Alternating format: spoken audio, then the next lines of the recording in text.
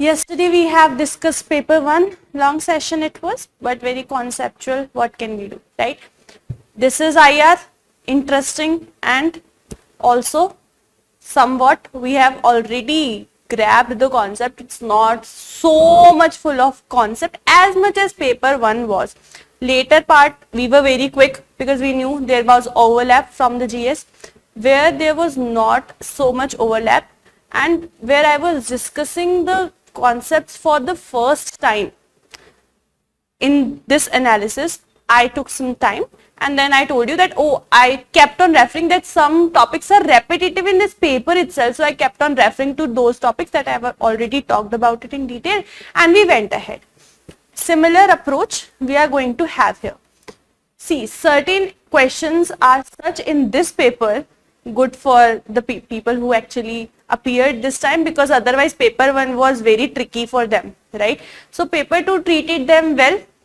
Paper 2 treated them well, and there were many questions from the topics which were already there in the previous years, bilateral relation based. So we are only going to take up certain questions which are asked either based on the newly happening events, newly occurred events, which are based on current affairs, which have not been there previously in the previous year question papers, right?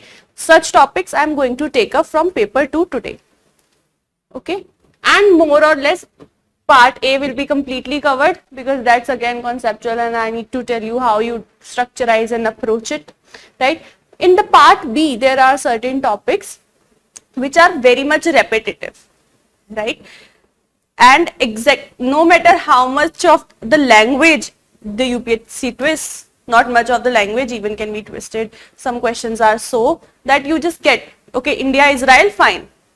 India, Bangladesh, fine, right? However, India, Bangladesh context this time was water.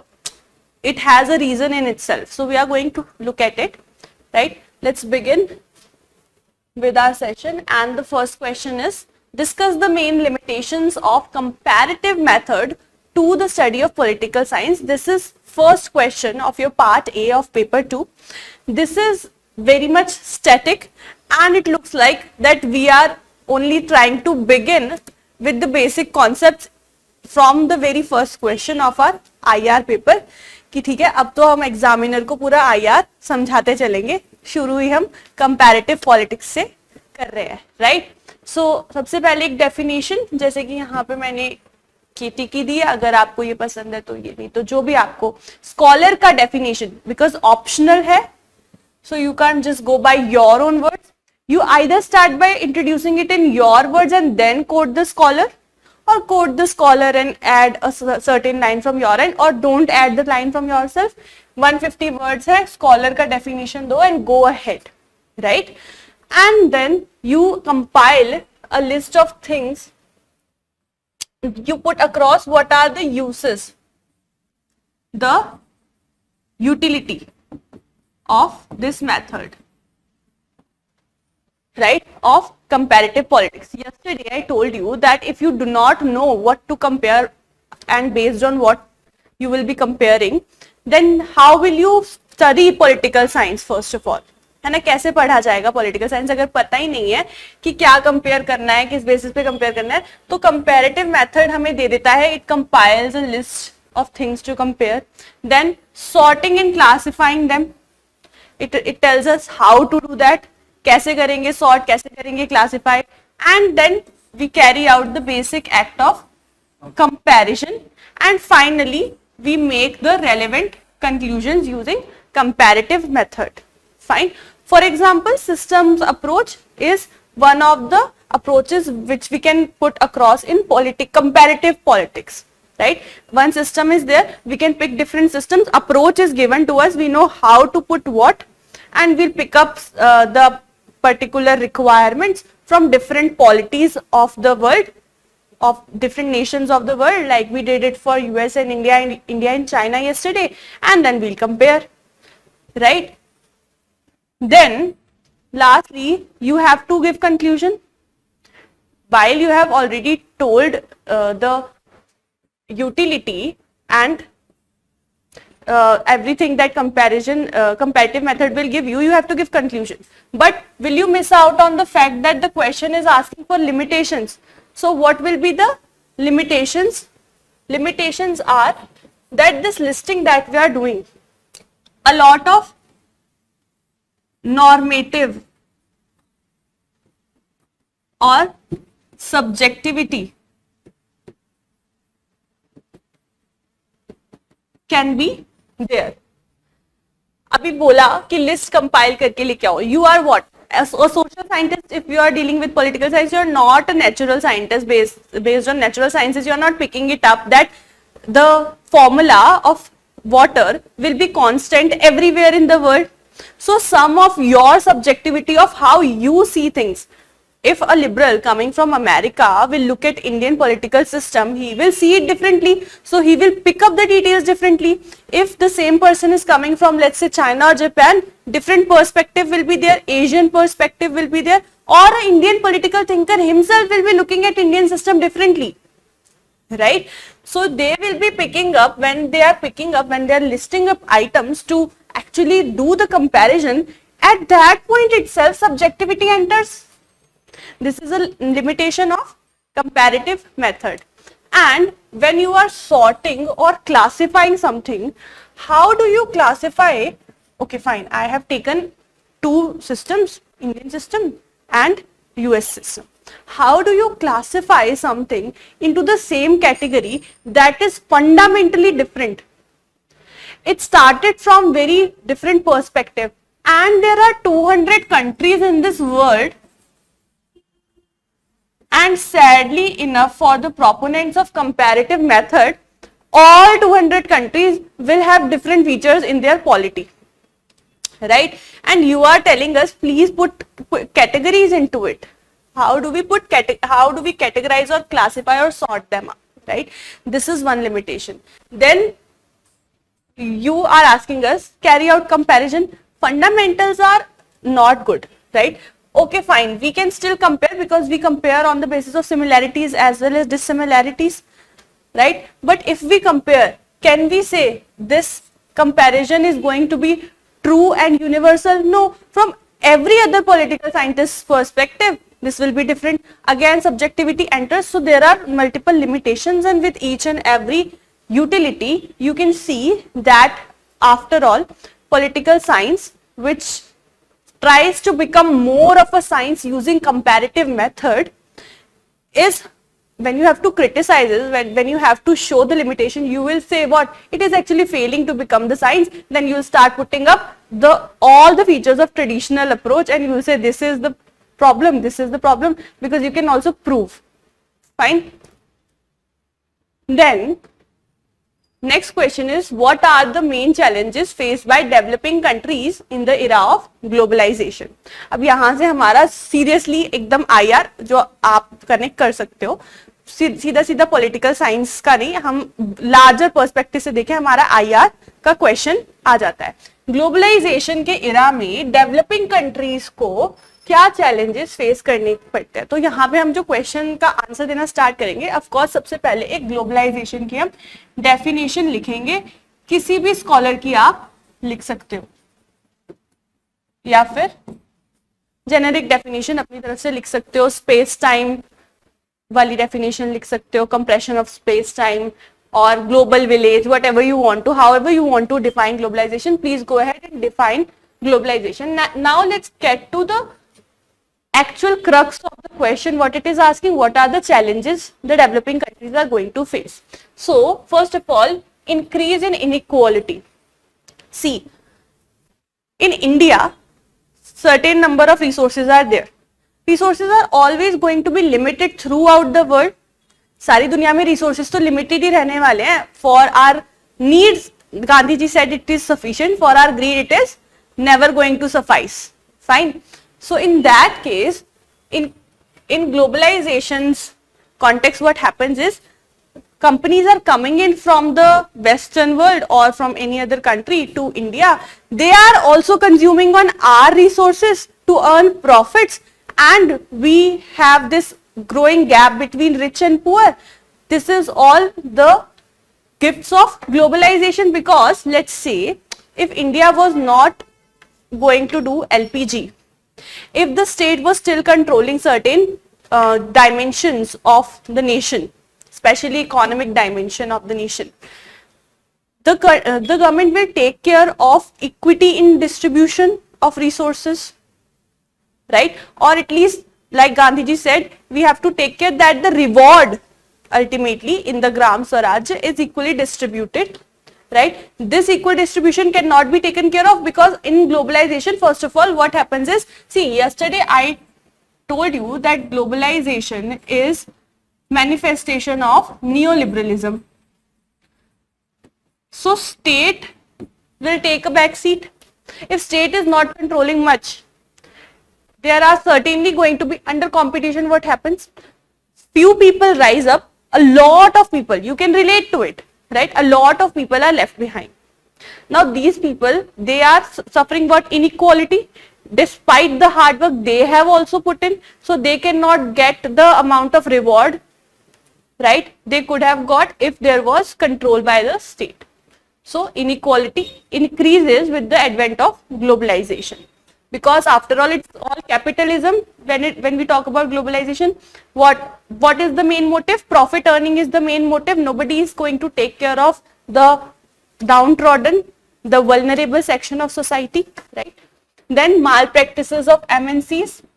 These MNCs, what are malpractices are there? First of all, tax evasion, very big malpractice. You are actually exploiting the resources of a country, using the human resource of a country, generating profits for yourself, and then you also look for the ways to evade taxes in that country, right? This is happening throughout, fine, whether it be by registering your company in the tax havens, or whether it be by escaping tax by using methods like, you are in the US, so I have to pay tax for my income in US, but I am advertising in India. The things that Google, Facebook, YouTube used to do, which recently many governments of nations have tried to counter, right, through different policies for themselves. Then failure to contribute towards desired gain. Globalization could not. So what would the countries think when they let the other countries come to their own? They'll think of FDI. They'll think, I don't have enough resources to invest, I don't have enough capital to invest and use my resources for the benefit of my country people. Let me invite the capital from outside and let's all get benefited. So some desire of gain was there from the country's side when it was inviting global companies, right? But there is great failure to contribute towards those desired gains. In fact, disparities have been increased, right? Then they contribute towards cultural homogeneity. अब होता क्या है, बहुत सारा backlash है इस चीज पे. Cultural heterogeneity क्या है कि सबके different cultures हैं, and we are good with it. We think all our cultures should be preserved, and all of this cultural relativism you can go to. Then cultural homogeneity is when we say we are under the influence of Western culture. We dress according to the Western culture. We speak, we walk, we talk according to the Western culture. Currently, I am conversating with you in English, and your medium of instruction for writing UPSC CSE in English while you are going to serve as a bureaucrat in India, right? This is what? This is because you have to interact with the whole world despite being in India, and that's why you are supposed to be proficient in this language. So UPSC is also looking for candidates from English medium as well as Hindi medium. It is allowing equal chance, but why it is looking at English medium candidates even though we are in India? Why? That is because it knows that I require both the mix of candidates, and hence let me have English fluent in English candidates as well. So because it's given that I have to interact from the country itself to the whole world. Now this homogenization of the whole world especially based on Western ideas, it is making your culture deteriorate, right? There is always going to be a cost, a hidden cost of something. So if homogenization happens, heterogenization reduces, and this is creating a lot of problem, a lot of trouble, and a lot of ethnic issues in the countries around the world, right? Then double democratic deficit. Very interesting concept. Let's understand. तो होता क्या है कि otherwise my government was supposed to listen to my demands, act according to my demands, show up my demands in the policy making and decision making. Now we have invited FDI, we have invited MNCs, we have opened our markets for the world, and if we want to gain from it, my government needs to make sure that the policies remain in such a way that these people not only are happily trading with us, but those who are coming here to establish their companies, they must also stay here, right? So my government's or my nation's democracy is getting influenced from the outside world big time. This also raises the question of sovereignty here.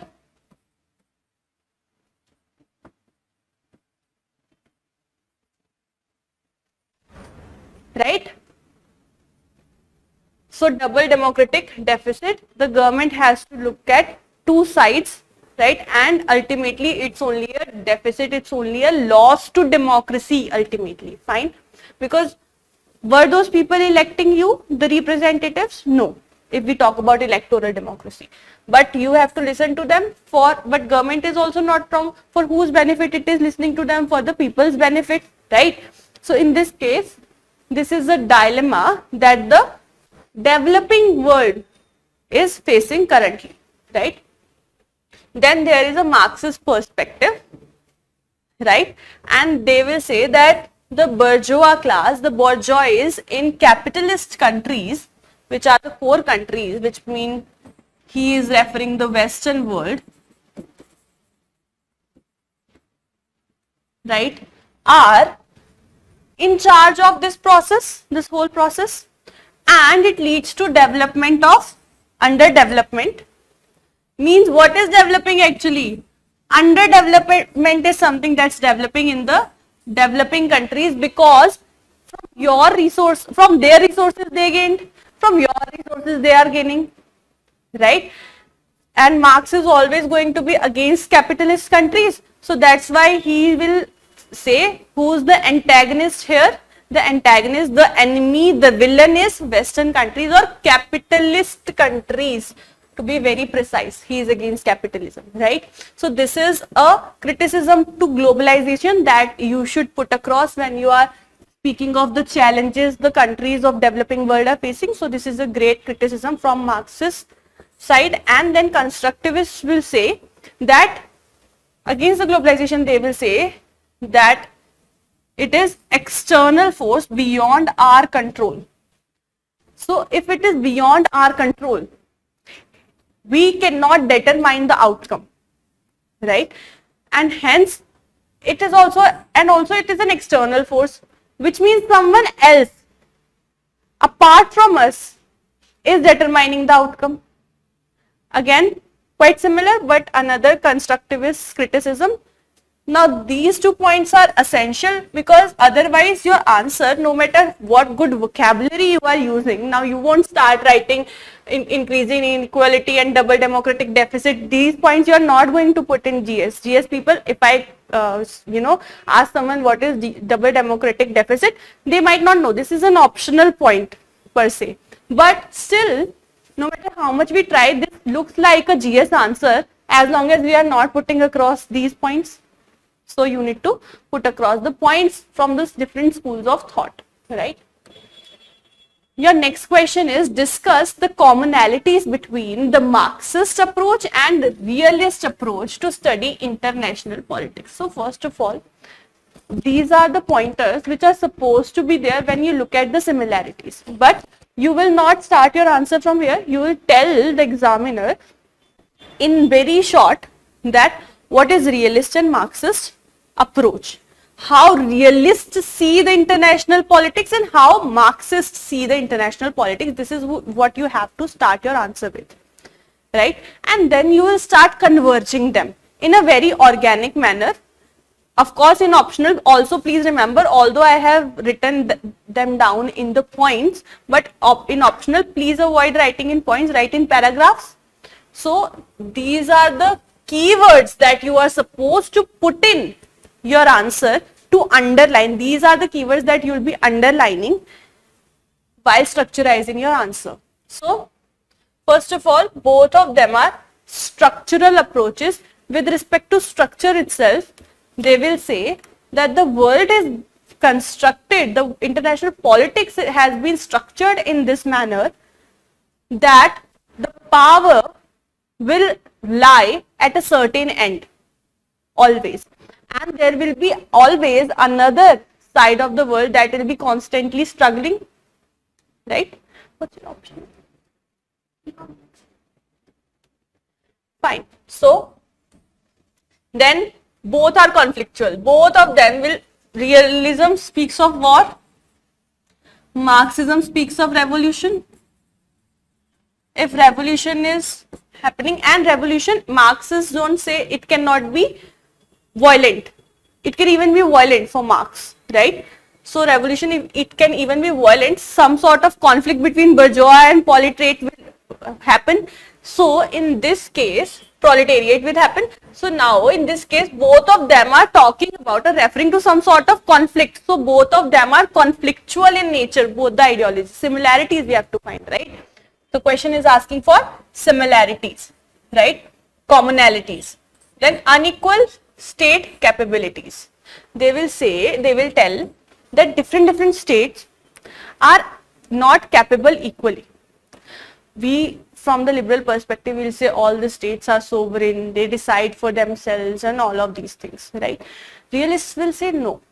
Some states are weak, certain states enjoy hegemony, certain states are good economically, certain states are powerful because they have arms. Realists will talk about things like this. They will talk about, so realists will say nuclear weapon is good because deterrence, right? And they will say the states should not let go of those who have it. They should not let go of the nuclear weapons. This is the realist point, because realists say what? They say state security and self-help, right? So your security gets ensured if you have this supremacy or this edge in the world of being a nuclear state. So they'll say don't lose it, you are at an edge, it is good for you. Realists will start saying all these things, but then why it is good? If it was with everyone, it won't be of any much of a good or supreme or superior use for you. It is good because certain states do not have it. So there are unequal capabilities with respect to each of the state, and in this case, while capabilities are unequal, both the states talk about it in the same manner. So even for Marx, certain states are capitalist, certain states are struggling, they have this heavy proletariat class within them, and they will say you should start struggling and get rid of the external forces. How international relations may Marxists will see, they'll see na ki capitalists are coming to you, globalization we just saw. So they will say that certain powers, certain external powers are enjoying your control over you, please get rid of it, right? So this also inherently tells us that Marx is also believing that inequality is there at the level of international politics within the states, right? Then the focus is on relative gains in both of the ideologies. Even Marxists want to keep on gaining through shedding off the capitalist marks from your shoulders, from your clothes, the state in general, right? Then these realists will say keep on gaining something or another if you have to keep yourself secure, if you want to help yourself in the time of anarchy or crisis in the international politics. So they will ask you to keep gaining for yourself relatively. Why relative gain? Because whenever someone else is gaining, someone is losing also, and the gain is always going to be relative. As in relativity क्या होती है, जब हम किसी के साथ compare कर सकते हैं in relation to this.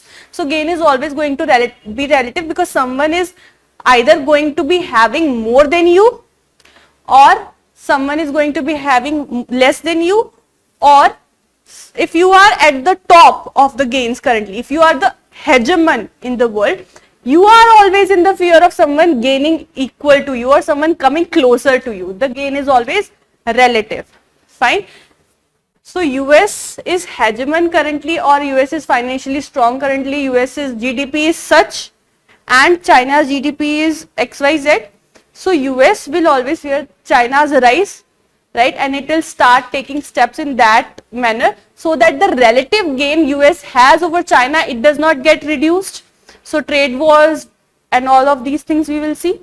Then rejection of morality is there in both the ideologies. Both the ideologies tell you that there is nothing like morality working in this world. Capitalists, Marxists will say, are only there to gain for themselves, to earn profit for themselves, and then realists will say that there is no form of morality. There is, the only reality is there can be a conflict, there can be a war, and you have to ensure your security. You cannot stop ensuring your own security and start relying on other states that okay, they will behave morally with me and they will not harm me. Realists will say that please wake up and start ensuring your own security. This is no morality that exists in this world. Fine. Rejection of morality.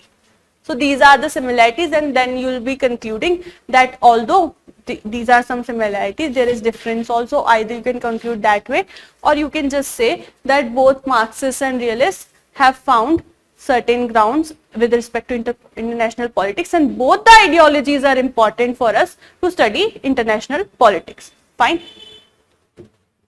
Then next question is, bipolar structure of the world is more stable than multipolar one. Comment. Fine. This is here. First of all, there is, so realists started giving these theories on bipolarism. Fine. Both Kalpan and Kenneth Walls are realists. Kalpan is realist, Kenneth is new realist. Realists only, but looks at the world from the new perspective. Right. So because it started with Kalpan, we can also start or mention Kalpan in our answer. So what is bipolar system? Loose bipolar system. It was actually during the Cold War time that Kalpan used to say that see, there is bipolarity, although not every country is taking a side, but loosely there is a bipolar world. There is Warsaw Pact and there is what? NATO, right? If there are two, and this bipolarity theory in realism ultimately tries to tell you that it is because of this bipolarity that war, for realists, you can use the word war directly, right? That war could be avoided, right? If the world is multipolar, power division is at multiple corners, you can see a war. You saw a war between Russia and Ukraine, right? And an army exercise or military exercise in words of Russia, just for the sake of not declaring it as a war. So war could be seen if the world's power is divided into multiple, because somewhere if someone would be having conflict, right? Because see, Russia Ukraine had conflict. The world is more or less, let's say, multipolar. Let's consider it this way. Right now world is multipolar, power is divided. So because there will be deterrence from some or other end to some other country, even US could not support Ukraine, right? Why? Because world, it's not like US is hegemon completely today. or there is just bipolarity and it is between US and Russia. The amount of repercussion it could had, that's why US did not support Ukraine, and now Ukraine and Russia, we saw a war, right? But if the world was loosely bipolar, let's get back to the Cold War era, it was a Cold War. It never turned into an armed war. Why? Because there was sufficient deterrence from each of the side, and the world was loosely divided into two poles, and both the poles were able to deter each other. If both the poles are able to deter each other and there is no third party coming in and making you fight, then it is going to avoid war. ठीक है भाई, दो लोग हैं, दोनों में दुश्मनी है, आपस में नहीं लड़ रहे, पर अगर बहुत सारे लोग हैं, अलग अलग जगह दुश्मनी है, तो कोई ना कोई तो निकाल ही लेगा और बाकी लोग बीच में नहीं आ पाएंगे, क्योंकि another world war and all of these things you can start coating, right? Okay, this was about कि बाइपोलर सिस्टम होता क्या है रियलिज्म में. अब लूज बाइपोलर के बाद केनेथ वॉल्स ने थ्योरी दी, न्यू रियलिस्ट स्टेबिलिटी थ्योरी, जो यहाँ पे बताते हैं कि bipolar world is more stable then multipolar world. So ultimately we have to come to Kenneth Walls' theory of neorealism. So they say that if the world is bipolar like it was in Cold War's time, then it is going to be more stable and you will see lesser amount of conflicts. The countries, even if they have a switch of opinion, switch of ideology, they will take either of the sides. That's the maximum that could happen. If the world gets multipolar and another ideology pops in, more chaos. You can avoid chaos actually by keeping it bipolar. And stability is, chaos is inversely proportional to stability. Lesser the chaos, more the stability. Now various scholastic lines you can keep on writing from these theories, right? But this is the major crux, this is the main idea in the easiest of the language. भाई आसान भाषा में ये बात है कि chaos कम हो जाएगा ना अल्टीमेटली अगर बाइपोलरिज्म है तो, ठीक है? And there is neorealists also say that there is always going to be a power transfer, so they will never go for a unipolar world. They will never believe only in unipolar world because they know that power is being contested continuously. There is always contestation for power. People are always trying to strive for power. So if there is always going to be difference of opinion. So most stable is bipolar world because some of the side you could take even with the difference of opinion with the other side, right? Then there is also a hegemonic stability theory which is currently in its decline. So we can get back to the realism. Today we can say that, or after the end of Cold War, what we saw was that the world became unipolar. ऐसा हुआ है ना? पर हमने देखा that the unipolar world was being challenged and it was dwindling time and again. 2008 crisis आ रहा है America में and different things are happening, right? And today America is trying to preserve its hegemony. Let's read between the lines. If something is, so Pax Americana is one such policy that Donald Trump was mooting for to, and H-1B visa, all of these visas were shut off so that the good for America and Americans could be ensured first before we look at the outside world. This was also more or less like protectionism or deglobalization ka concept. Tak you can take this example of Pax Americana. But there is a hegemonic stability theory, and this theory of bipolar world is actually countering that theory of unipolar world or hegemonic stability, that there will be one hegemon and every other country will be controlled somehow and there will be stability in the world because hegemon will take care of nobody rising too much out of their boundaries. ठीक है? ऐसे जंगल में जानवर करते रहे कुछ भी, but अगर शेर के पास ज्यादा आएंगे या शेर की नींद डिस्टर्ब होगी तो शेर जाके दहाड़ के शांत करवा देगा. सिमिलर अप्रोच कुछ यूएस के बारे में यूनिपोलर अप्रोच या हेजेमोनिक स्टेबिलिटी थ्योरी वाले सोचते हैं.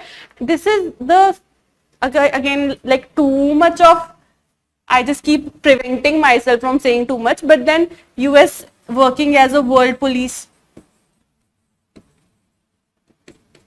right?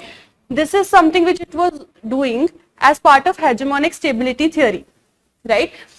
Now, this world policing that US was doing, that okay, forcefully I can install democracy anywhere in the world, but we can see it started failing. We can quote examples from Afghanistan, from Vietnam, right? So in this case, from Iran, US is getting great challenge. US could not stop Russia-Ukraine war. This is all challenge to what? Hegemonic stability theory. So hegemonic stability theory seems to be failing, and that's why there is always going to be a reason why UPSC is asking you certain question. So that's why UPSC thought, okay, let me talk about bipolar stability theory, or bipolar structure is the world's most stable than multipolar world. Let's talk about this to the people who are going to appear for PSIR, right? This was the reason that we can see the decline, and then comes in the pluralist critique, which we can put across for both the theories, because pluralists will say they will vouch for multipolar world. Then we will, if we are going for a comment, the tail ender is comment, right? So if we are going for a comment, we also have to put across criticism. So pluralism is something. If we keep it for multiculturalists, see, it is going to be very narrow. You cannot relate to politics much, right? Keep it with pluralists, because they go for each and every sort of sector, right? So you know what pluralists will say, that we have to accommodate different ideologies, even for each and every country, different form of government, or they enjoy different sort of power. India enjoys a lot of power also. Europe or European Union as a union is enjoying a lot of power, and all that you can put across in pluralism, right? And also China is rising, so go ahead, right? Then national interest is an essentially contested concept. Comment. Basically बात ये हो रही है कि national interest पे कोई एक मत नहीं है, ये क्वेश्चन हमें बता रहा है ना? ये क्वेश्चन में गिवन स्टेटमेंट है कि ऐसा ही है, national interest is essentially contested. आपका नेशनल इंटरेस्ट कुछ और हो सकता है, मेरा नेशनल इंटरेस्ट कुछ और हो सकता है, मेरा आज के टाइम पे in the given scenario national interest कुछ और हो सकता है, and in the x time मेरा ही नेशनल इंटरेस्ट चेंज होकर कुछ और हो सकता है. India was under the aversion of taking sides, non alignment movement चलाता था India, right? Now it has been declared as a strategic partner with US, you know, as good as the word make it seem, right? Although we can, if I only have to speak against it, I will have to answer में जो पूछा वो लिखना पड़ेगा. I'm just putting across the examples to you to substantiate your answer with, right?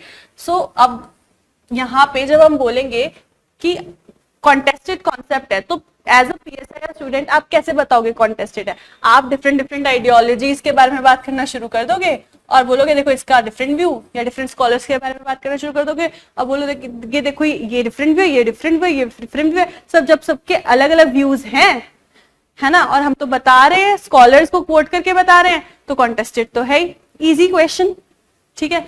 You just go with feminist. Feminist will say what, that you are saying that this arms acquisition is in your national interest, right? Winning war is in your, all the masculine things to do is in your national interest, right?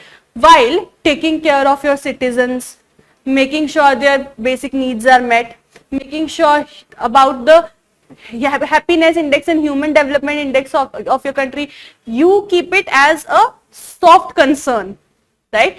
Means all the things that should be essential internally, you are keeping it as soft concern.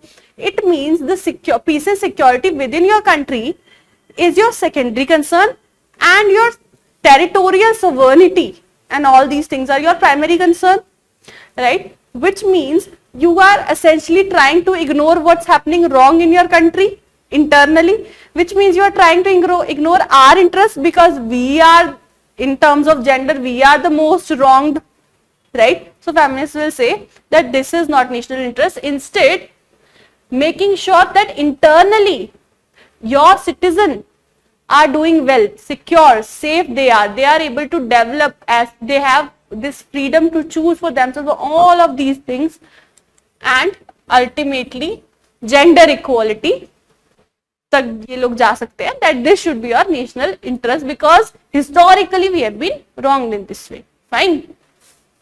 And patriarchy and all is against your national interest, feminists will say, because personal is political, right? Then what will Marxists say? Marxists will say eliminate capitalism, that is the ultimate solution for each and everything. So elimination of capitalism is the only thing that is going to be serving your national interest, right? So revolution is in your national interest. So Marxists will say different things about national interest, you know better. Then Raymond Aron, he says about national interest that your national interest theory is essentially a pseudo theory. Pseudo theory means fake, right? Pseudo means fake. Why? Because even let alone internationally, different states, even internally within the states, your own people, you cannot find out agreeing them on same definition of national interest. जब define ही नहीं कर पा रहे हो कि है क्या national interest, तो क्या theory है फिर, right? So Raymond Aron will criticize that this is a pseudo theory. There is M. Yunus, very interesting thing he says. He is giving elitist perspective, and he will say national interest is actually nobody's interest. Elites of the countries, each and every country or the society in general, are going to make sure that their interest is fulfilled, and they will try to showcase it to the society and fool around it as national interest. ठीक है, अगर US का elite सामने आ जाए तो India का elite झुक जाएगा और अल्टीमेटली उसका नेशनल इंटरेस्ट सर्व होता चला जाएगा. Whosoever is more elite, his interest will be served, and that only is the national interest ultimately. And even in India, within India itself, if you look at what is national interest, M. Yunus's perspective will tell you that only the elite, what he is thinking, if his interest is being served, we will say this is national interest. We will say GDP is rising, inequality is increasing. How is this happening? Who's earning more than from the previous years? Somehow somebody is getting more benefit, more profit. That's why GDP is increasing. The elites are the ones who are gaining. And you are saying, oh, GDP is rising, nation is rising, national interest is being served. How? Elitist, right? And C. Raja Mohan again will say that there is a lot of contestation internally within the countries to think about. If you talk about Indian national interest today, within different institutions, you will find different answers. So if India cannot determine what is national interest for itself, or any ex-country cannot determine what is national interest for itself, how are we going to look at it internationally? Right? This is also the opinion of C. Raja Mohan. Fine. So this is why we will conclude that national interest is essentially contested concept, but we have to conclude it by saying that no matter how much of contestation is there, we have to agree that there is no international politics without talking about national interest. भाई international politics करोगे कैसे जब तक national interest के बारे में बात नहीं करोगे? तो ये असेंशियल टर्म है, whether you like it or not. Fine. Then how has the electoral democracy augmented the participation of people in democratic process? Augmentation होता है अप्लाई करना या ऐसा आपको अज्यूम होना कि वो अप्लाई हो रहा है. Fine. So how has electoral democracy में यानी कि you choose your own representatives and they decide for you ultimately. This is electoral democracy. And if you want to think about democracy, अच्छा आप सोचोगे कि इलेक्टोरल, आप कोई सोच सकता है, हो सकता है आप लोग ना सोचो, है ना, super smart, super intelligent people after all, but then electoral democracy अगर लिखा है तो और भी कोई डेमोक्रेसी होती है क्या? डायरेक्ट डेमोक्रेसी होती है, right? In Switzerland there is direct democracy, fine. So how has electoral democracy augmented that people are participating actually in the democratic process? This is not direct democracy. And how people are participating, how you are made to feel. Augmentation is what? Augmented reality is what? You are made to feel that you are somewhere, right? So there has been augmentation in the democracy that you are participating in the democratic process. So how you are convinced and made to feel कि आपने democracy में participate किया by electing the representatives, है ना? So यहाँ पे आमन कहते हैं कि जो political parties हैं जो participate करते, जहां से candidates आते हैं election में, they take care that people's interest aggregation is done. They collect people's interest, they articulate it, right?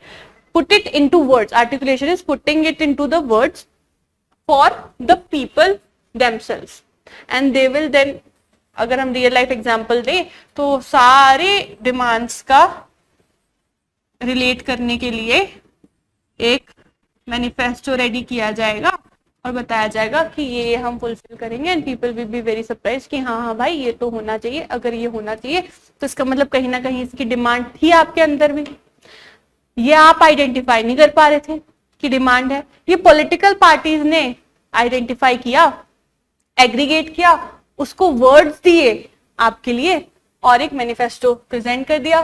This is what is happening in electoral democracy after all. And then you will feel like there is participation from your end. If you are supporting this manifesto, you will vote the party A or party B, right? Whosoever's manifesto you are supporting, and then you will feel like, okay, I have participated in the democratic process. I have chosen a government that is going to do certain things for me based on my demands, right? Then Yogendra Yadav, he says that incorporation of social groups in politics leading to democratization of power and increasing representation, which means creating a democratic upsurge. This is what has led to the augmentation of democracy. As in, during colonial era, different social groups, nobody was taken care of. They will hardly they have taken care of religion, right? And ultimately, based on religion, they divided the country. This is what we call taking care of in their language, right? They took care of us by dividing us. Now, it is in independent India that you can see there are political parties based on caste. They feel represented. They feel they are participating. They feel like their representative is there to talk from their end in the parliament, in the democratic process, right? Different social groups like women, transgender,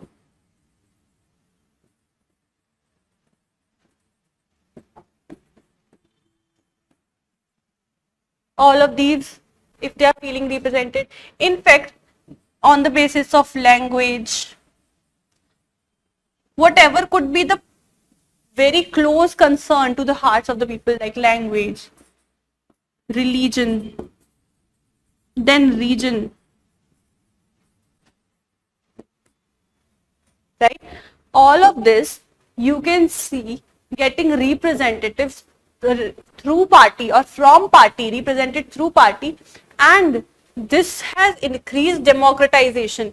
This is representation of as much diverse opinions, as much diverse interests as possible in a democracy, right? So this seems like democratic upsurge कि बहुत सारा enough democracy है, satisfactory level of democracy है, if every section of society in this manner is being participating, right, through political parties, right? So incorporation of, so this is how electoral democracy it makes you feel like your interest is being represented. This is how you feel like you are participating. And of course, you will start this answer with defining what electoral democracy is, and then you will conclude with that certain examples that in India, these are, when you talk about Yogendra Yadav, you put these examples that I have written, right?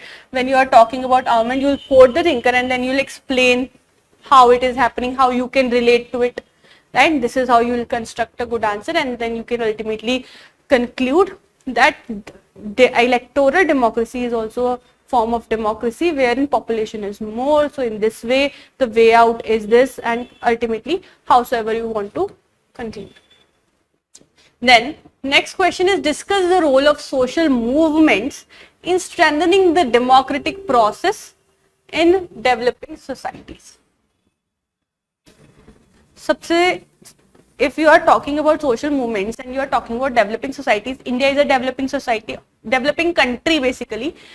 India is a developing country, so to say developing society also in terms of democracy, right? So we have to discuss how social movement give us strength in the democratic process.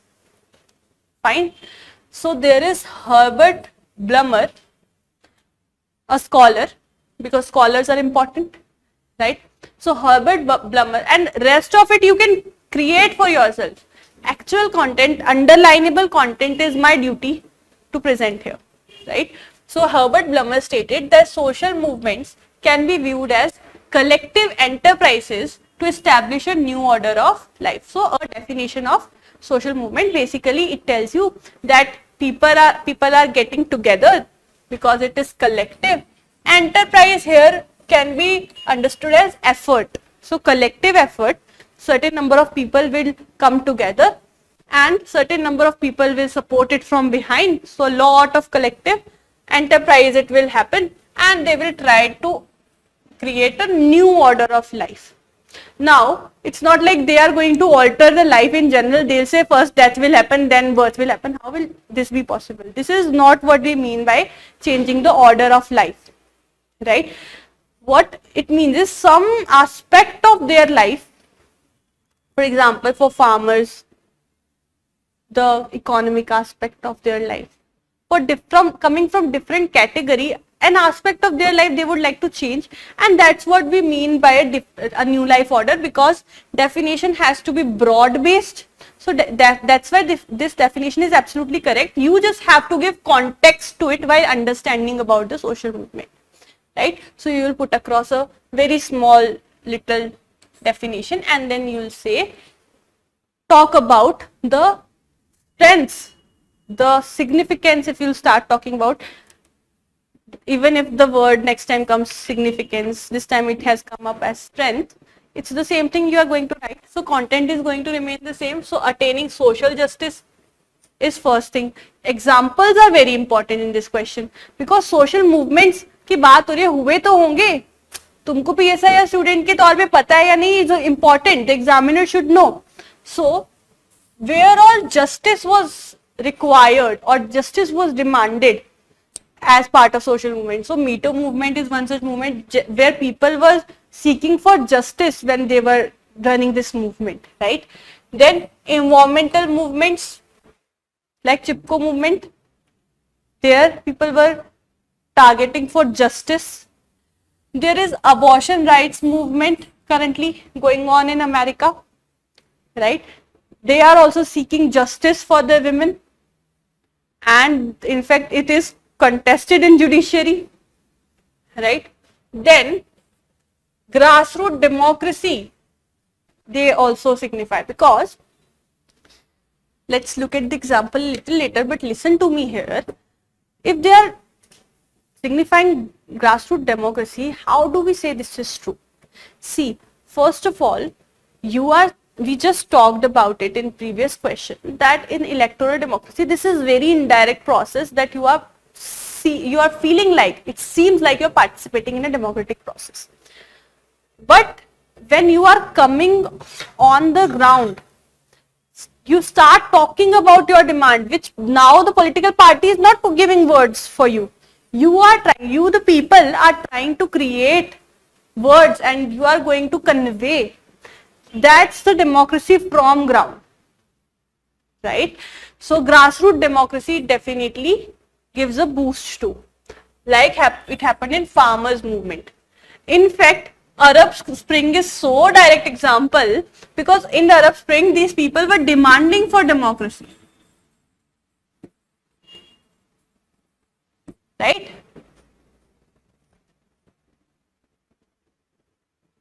Then next one is providing alternatives to people. Bharat में तो, India में तो सब party कहती हैं कि आंदोलन से निकली हुई पार्टी है हमारी, तो ठीक है। अच्छा, जब आप उनकी हिस्ट्री में देखते हैं तो वो आपको प्रूव भी कर देते हैं कि हाँ आंदोलन से निकली हुई पार्टी है। तो भारत में तो डेफिनेटली पार्टियां आंदोलन से निकलती हैं, है ना। तो इसीलिए एक सोशल मूवमेंट, एक पार्टी, राइट। सो जन आंदोलन हुआ था अन्ना जी का, and we saw the rise of AAP और Arvind Kejriwal from there. So if people are getting more choices, that is also a great pillar of democracy, right? Again, strengthening of democratic process. Then they tackle the urgent issues. अब क्या होता है कि if there is a great concern, grave concern in the society, which can take a lot of time to be absorbed and sorted by the lawmakers, right, at the level of the legislature or at the level of authority. But people want it to become an urgent issue because it's been long time, or certain issues are such that it cannot be tolerated by the society. So it is the social movement that conveys the magnitude of urgency, कि कितना urgent है लोगों के लिए. For example, Nirbhaya campaign was one such campaign as a social movement that has shown us the urgency of issues, that people were done with these kind of violence against women, rape against women, right? And we saw a lot of upsurge, we saw a lot of vigilancy increasing within the people, and people coming on roads and trying to convey the government that they want a stricter law, they want stricter action, right? And then next is social movement of, they force authority to review the decision. Again, farmers movement, absolutely appropriate example. Farm laws were already rolled out, right? And they forced the government to review their decision, and the government reviewed it and had to roll back. This is apt example of government or authority reviewing the decision, right? Ultimately, you have to give a conclusion. I have put across a conclusion for you. You can write it down, or you can have your own conclusion. The conclusion is that they are essential. That is, by they, I mean social movement. So social movements are essential for all round development of human being itself, first of all. Because in democracy, we talk about the development of a human being, right? Attainment of self-development, right? So human being, if he is able to convey his demands, that certainly forms part of social movement, right? Henceforth, it is expected that a civilized state, if you are talking about developing societies, then first of all, developing societies, because so much question was put on them. Why they are developing societies? Because at first they were colonies, they are part of third world. And what was the notion of making them colonies? Uncivilized world, by barbaric world, incapable of ruling themselves, right? So it is the characteristic of a civilized society. You are telling, you are countering the view, you are countering the allegations, you are countering the stains that were put on you, you are cleaning off the stains that were put on you. If as a developing society or a democratic society, you are signifying that we are a civilized state, as we incorporate the right of showing dissent, of social movement in its construction, and try to guarantee that its citizens can live comfortably. Only if you let your citizens come to you and speak about the demands, then only you can say you are providing comfort, because नहीं बोलने दोगे तो घुट जाएगा, right? This is it. And then the next question. Next question is, describe the composition of International Court of Justice, ICJ, and discuss its voluntary jurisdiction. There are certain types of jurisdiction of ICJ, and voluntary jurisdiction is one of them. You are going to talk briefly about other jurisdictions also, right? But here I have just tried to put across what the question is exactly asked. So first of all, composition they are asking, right? So composition is, the court is composed of 15 judges and they are elected for the office for the term of 9 years. Who elects them? UNGA and the Security Council, UNSC. And what happens is, UNGA will vote separately, UNSC will vote separately. In both the organs, they have to achieve an absolute majority, that is 2/3 majority, right, of the body. And those people who will, in the voting, achieve 2/3 majority, those 15 people will be judges, right? So in order to be elected, a candidate must receive an absolute majority of the votes, and both the bodies, it's not like if UNGA is giving you 2/3 and UNSC is not giving you 2/3, then you will get it. No, you will not get that position or post as member. Here member is equal to judge. When we are saying that a candidate must receive the votes to become a member, I am talking about being a judge only. Fine. So in order to ensure the measures of continuity, 1/3 of the court is elected every 3 years. So there are 15 judges, 1/3 will be 5 judges, right? So 5 judges are elected every 3 years, right? And judges are eligible for re-election as well. Fine. And this also forms the part of composition wala only. You can't just keep it till here because it's PSIR. You just have to go beyond your GS, right? ICJ is assisted by a registry.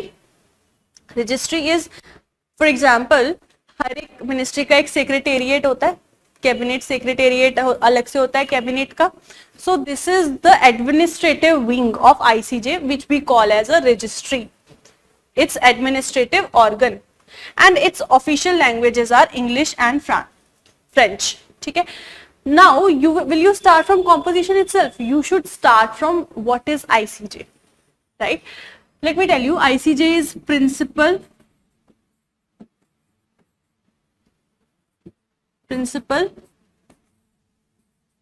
judicial organ of UN.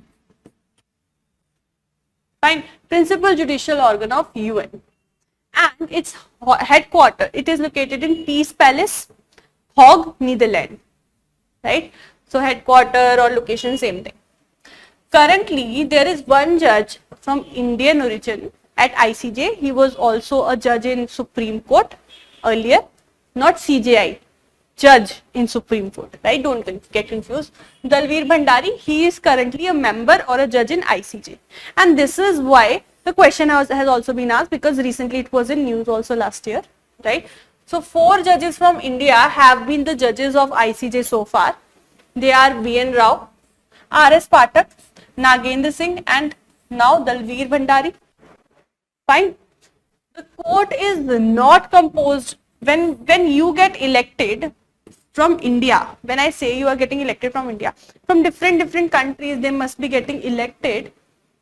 In this case, are you representing your country over there? No. When you get into the ICJ, you are actually free from the duties and responsibilities of you as a citizen. While you are sitting in the ICJ as a judge, you are not representing your country, and also you are free from the duties and all of these things that your country will. अच्छा, आपकी country के against या आपकी country के अलाई के against अगर आप कोई वर्डिक्ट देते हो, तो आपकी कंट्री जो है वो आपको सेडिशन के चार्जेस नहीं लगा सकती. That's the whole point, right? So the court is not composed of representatives from the government. Members of the court are independent judges whose first task before taking up to their duty is to make a solemn declaration. So जैसे हम oath दिलवाते हैं ना, वैसे एक declaration करवाते हैं in open court, in front of the whole court, that they will exercise their power impartially and consciously. Fine, consciously. So this was about ICJ. Fine. And apart from that, voluntary jurisdiction is also what we have to discuss. It is not done yet. So voluntary jurisdiction क्या होता है? Short में सुन लो. Voluntary jurisdiction होता है जब दो countries या कोई भी XYZ country केस लेके जाती है तो वहां दो पार्टीज इन्वॉल्व होती है. Voluntary jurisdiction is when the countries accept by choice that for this particular contestation I am going to agree to, or I am going to be binded by whatever verdict ICJ will give it to me. Because otherwise अगर ICJ सारे cases handle करने लग जाए, there will be a question on sovereignty. But there is an international court for international disputes, right? So ICJ does what was the name of Jadhav? What was Kulbhushan Jadhav, right? India took it to ICJ. If India is taking it to ICJ, first of all, India will voluntarily, give that I am going to be agreeing with whatever verdict ICJ will give me, right? So this is voluntary jurisdiction, that some country is agreeing to be following this particular jurisdiction, or agreeing to, or be obeying the jurisdiction of ICJ, right? No country could be forcefully made to follow. Now, when we talk about this voluntary jurisdiction, if we have to give conclusion, we should give conclusions like there should be further, reforms in the ICJ. There should be a mechanism to enforce if some judgment is given. And the country, if a voluntarily agreeing country is not thereafter, following it, then what will happen? There is no provision. So, for the enforcement of judgments, there should be a provision. In fact, to strengthen the international security further, to strengthen the justice at international level further, if we have to fight menaces like terrorism and all of these, to strengthen the international polity in that manner further, we have to do a convention or something wherein all the countries come together and make rules for better and strong ICJ, wherein it could be figured out that how and in what manner, and you can also figure out certain issues which will go to ICJ and must be binding. For example, terrorism is one such issue which must go to ICJ if it is being done internationally by one state on another state, then it must go to ICJ. It is not compulsory. Neither both of the states today can be forced to agree to it. At the most, UNSC can decide to take some action, or UNGA can pass a resolution. At the most, this can happen. At the most, at international level, there is no further mechanism of actual justice. If you can write, if you really have to make sure the implementation or achievement of human rights, then you should strengthen ICJ. Because somewhere in some country, if human rights are being violated, like Uyghur Muslims in China, what maximum can you do against them instead of, apart from criticizing them? Nothing, right? So this is why ICJ needs to be strengthened further. This could be your conclusion, right? Now, next question is critically examine the rise of People's Republic of China, PRC, as a great power and its implications on Asian politics. अब China rise हो रहा है, Asia में क्या हो रहा है उसकी वजह से, that is the question UPSC is asking. ठीक है, काफी static question है, still I am putting it across because जो points है ना वो हम बहुत GS manner में लिखते हैं. I just have to convey from this analysis that how you have to put it across in an optional sense, right? What all keywords should be there, what all scholastic keywords should be there, right? So first of all, there is power transition theory from realism itself. I just quoted it back there in the previous question, one of the previous question. Power transition theory, what it says is that usually there is always a hierarchical system. There will be one country who will look like a hegemon, having a lot of power. Then there will be another country, just slightly lesser power, that country will be enjoying or will be dominant in certain sector, right? For example, China is dominating in economic sector, US is dominating militarily in the arms, or Israel is also one such power that is, so there is hierarchy. Japan is dominating technologically, right? So many things, some country will be, so, but there is always going to be a magnitude of how much of power they are enjoying. If similarly in Israel's defense sector is good and US defense sector is good, there will be a degree to which Israel is good relatively to US. So first of all, we'll say US is better. So there is a hierarchy that you can identify with. So power transition theory tells you that in international system, usually there is a hierarchical order with a dominant power at the top, which creates and sustains the international order. Like US is trying to sustain and create international order. If something changes in US, globally the repercussions are going to be there. For example, US withdrew from the Paris deal, Paris agreement. The hue and cry was there across the world. If US recently also stopped funding World Health Organization. What amount of repercussion? WHO said that we are already, lacking on funds, and we have to run so many health related programs all across the world, especially in the third world countries. So many people will be suffering and dying of illness if we don't get funding. So this is what US withdrawing its funding can do, right? What if US stops, what if US tells UN that get out from New York? Right? Anything it can do. Basically, it is so powerful that it can sustain or change, alter the world order. This is what I wanted to convey. Right?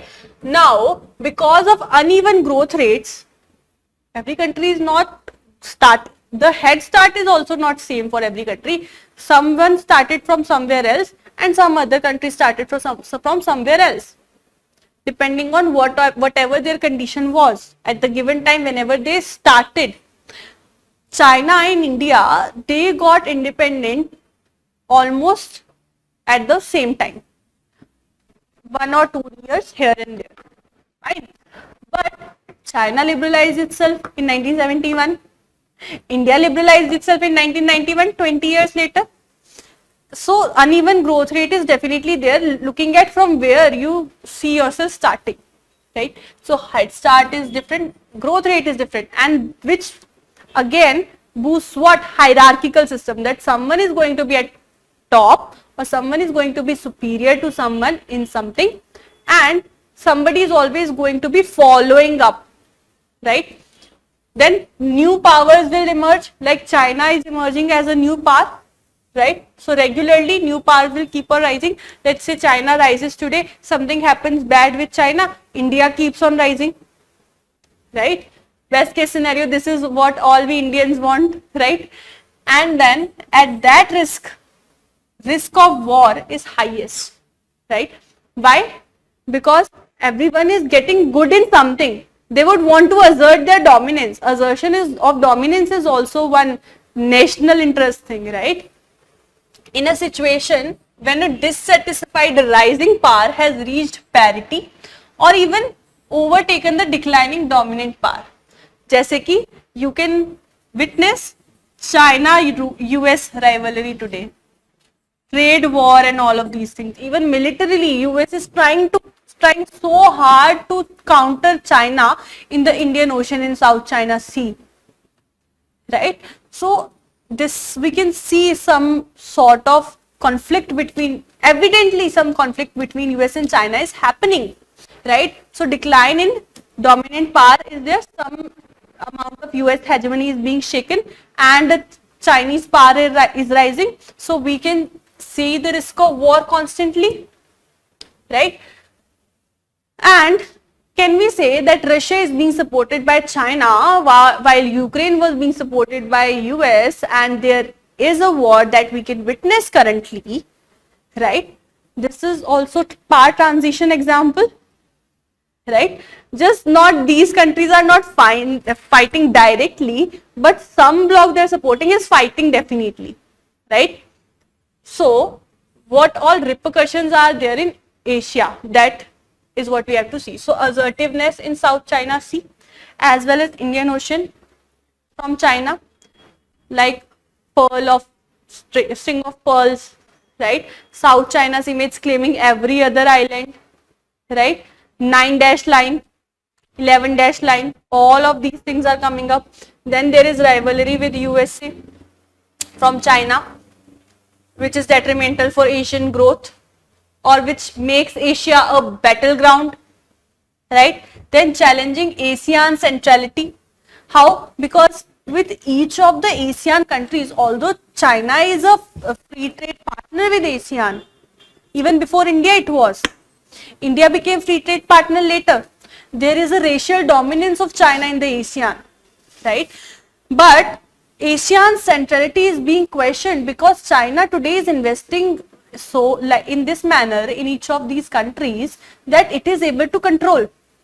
So actually these countries are going to go the way, or they are going to tilt the way, they are going to be inclined the way China would want them.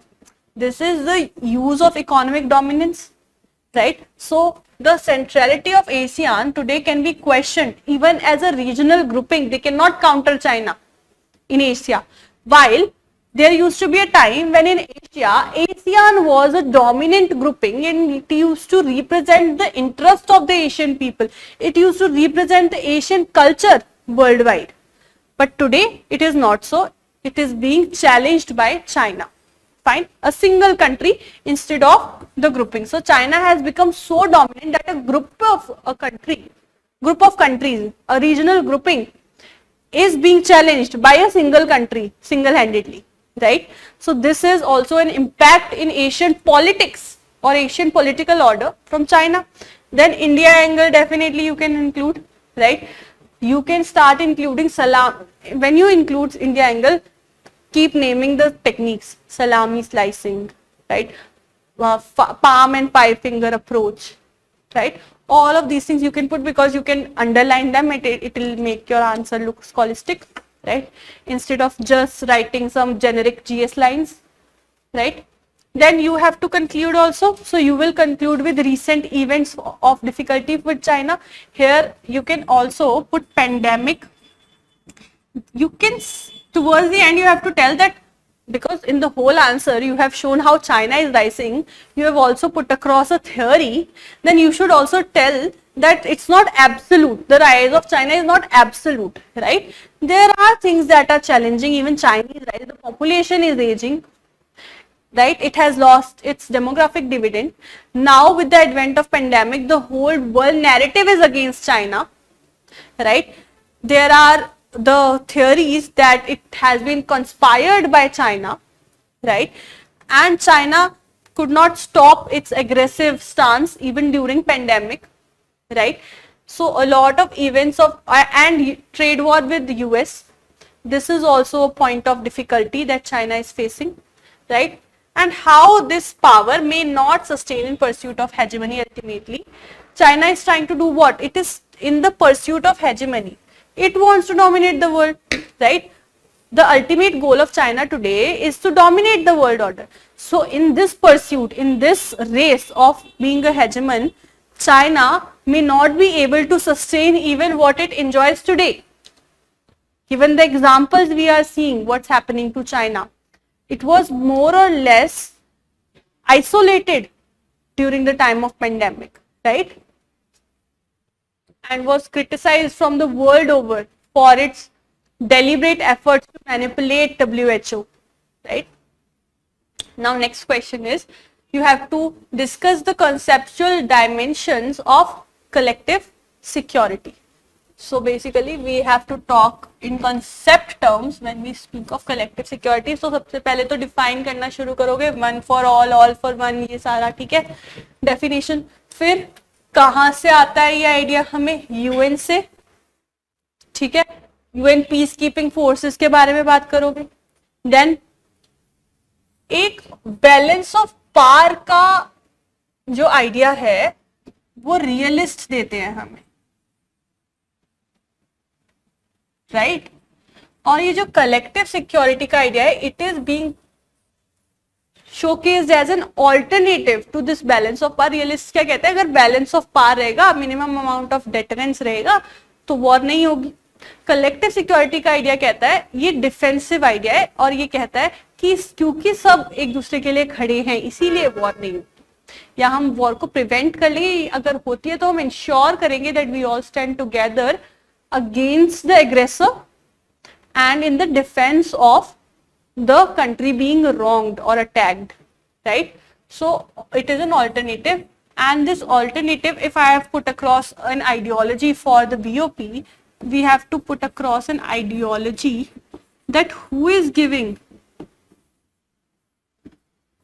this alternative. Liberalists are giving collective security as a alternative to realist balance of power. So it's balance of power versus collective security, right? From where we get this idea of Security Council, this also you have to put. So Article 51 of UN Charter talks about collective defense, collective self-defense, fine. So this is also what you should put when you talk about collective security as a concept. यहीं से concept rise होता है, liberal concept है, against the balance of power, concept of realist, ये पूरा concept है in gist. You have to develop your idea और your answer around these words, fine. Now let's discuss the efficacy of global conventions to combat international terrorism. कैसे जो internationally terrorism prevail करता है, हमारी जो इंटरनेशनल ऑर्गेनाइजेशंस या global conventions जो अब तक हुई हैं अगेंस्ट टेररिज्म, वो क्या इफेक्टिव रही हैं to control terrorism. That is what we have to look at. ठीक है, वो तो चलो एनालिसिस आप अपनी तरफ से you will put across, but पहले आपको ये भी तो पता हो कि आपको एनालिसिस करना किस चीज का है. तो यहाँ पे I have listed certain conventions that have happened. ठीक है, but before that we have to begin with definition of international terrorism. Fine. So international terrorism is violent criminal acts committed by individuals and or groups who are inspired by or associated with designated foreign terrorists. Why we are saying foreign? Because we are talking about international terrorism, right? Foreign terrorist organizations, and it's not just terrorist organizations. The terror could come from nations and as well, which we call as state sponsored terrorism. Fine. And it is also, state will not do terror attacks on itself, it will do on some other state. So that's why international terrorism. Fine. What all conventions have happened? Tokyo and Hague Convention, International Convention on Suppressing Financing of Terrorism, and then FATF.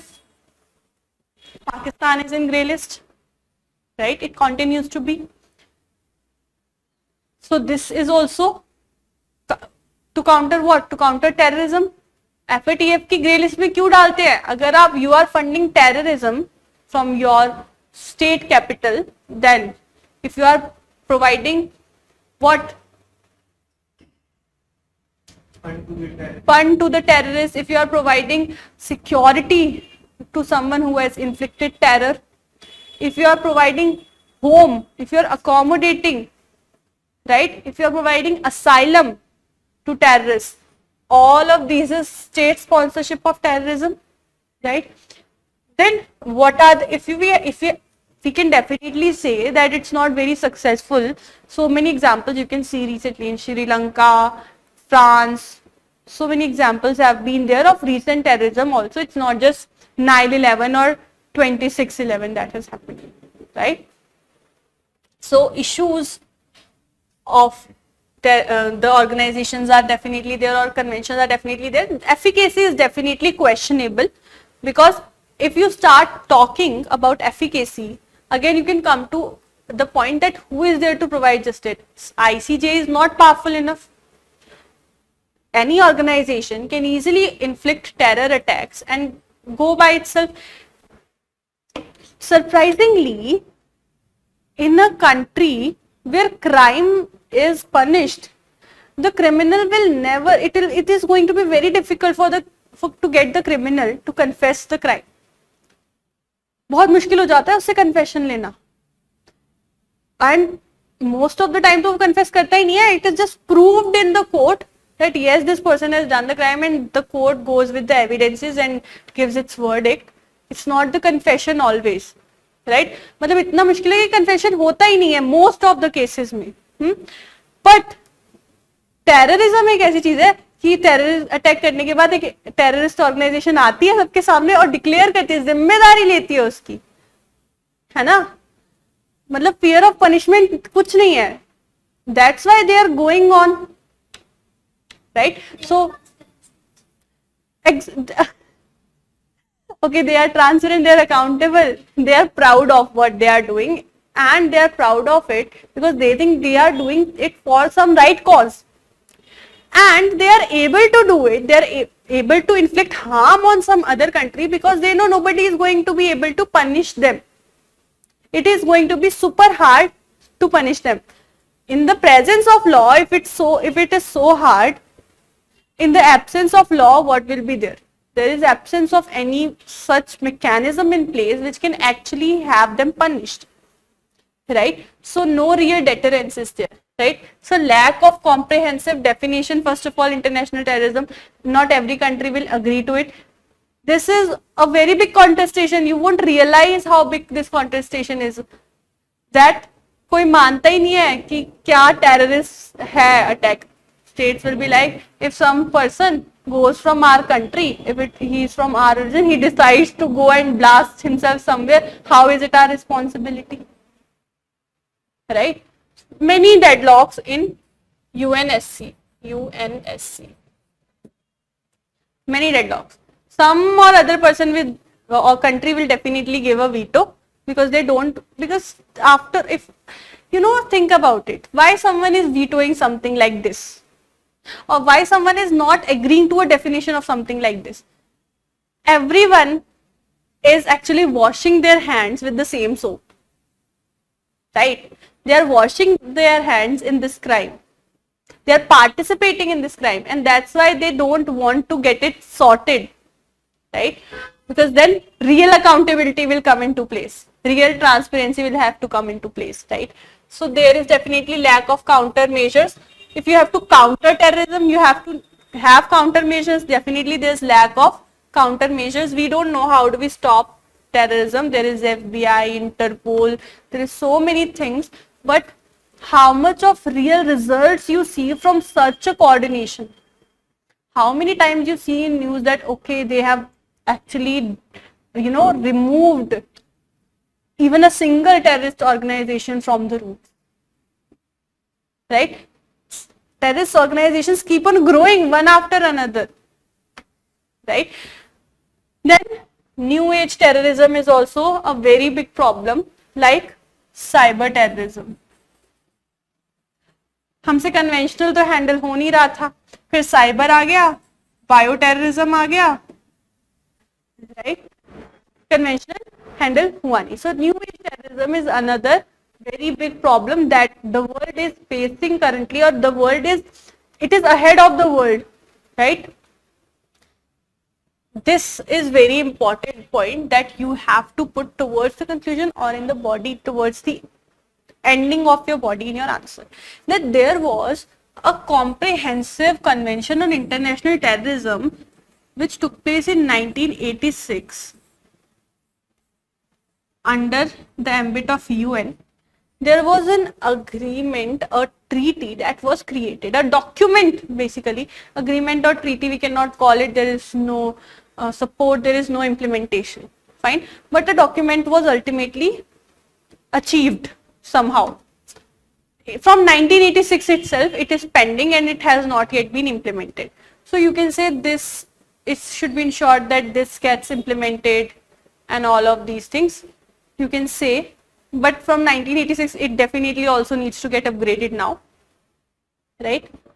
So this is important. Then Kofi Annan was former UN Former UN? He was the former UN chief. So